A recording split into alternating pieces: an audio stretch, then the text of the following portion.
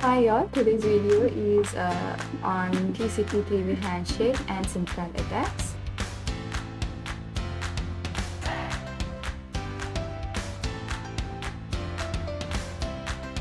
So to start with, I'll explain what the TCP three-way handshake is.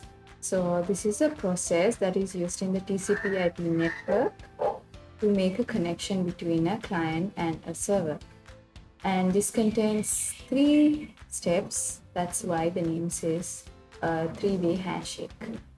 So before I move on to the process in detail, I'll be explaining some flags that are used in this process. The first one is the SYN flag. SYN stands for synchronization, and this is used to describe a request that is sent from a client to a server to establish a connection. So if SYN flag is 1, that means the device wants to establish a secure connection.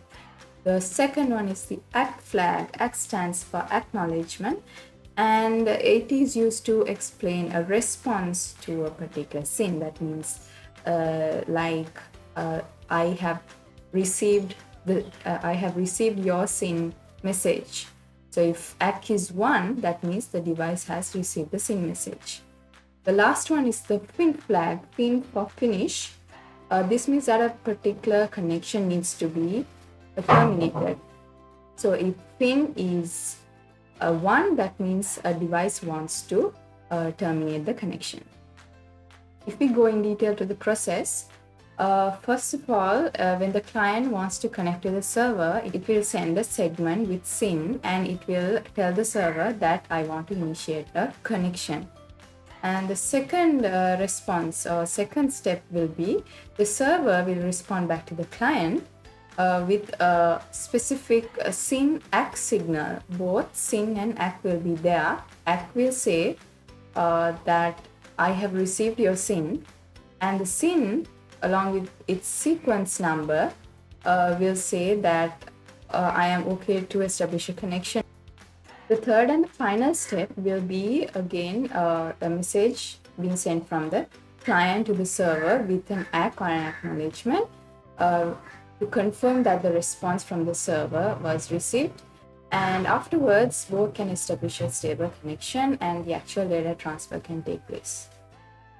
So this is how the TCP three-way handshake happens, the overall process. Next, we are going to talk about the SYN Flood Attack. The TCP SYN Flood Attack is a type of DDoS or distributed denial of service attack that is used to exploit the normal process of the TCP three-way handshake. The main aim or the purpose of this attack is to consume the resources of a particular targeted server and to make it unresponsive. So the process of a SYN flood attack is that the attacker sends continuous SYN packets to every port of a targeted server using fake IP addresses. And the server does not know that an attack is happening, so it receives multiple legitimate SYN requests to establish a connection, and it will respond to every single SYN request with a SYN ACK packet from each port. The malicious client machine does not send the expected ACK flag, or if the IP address is proved, then the particular client machine will never receive the SYN ACK response. So the server which is under attack will wait for the acknowledgement flag. While the server waits for the acknowledgement flag, the server will not close down the connection. Therefore, it will stay open. So before the connection will time out, a lot of SYN packets will arrive, and it can leave a lot of unclosed or half-open connections in the server.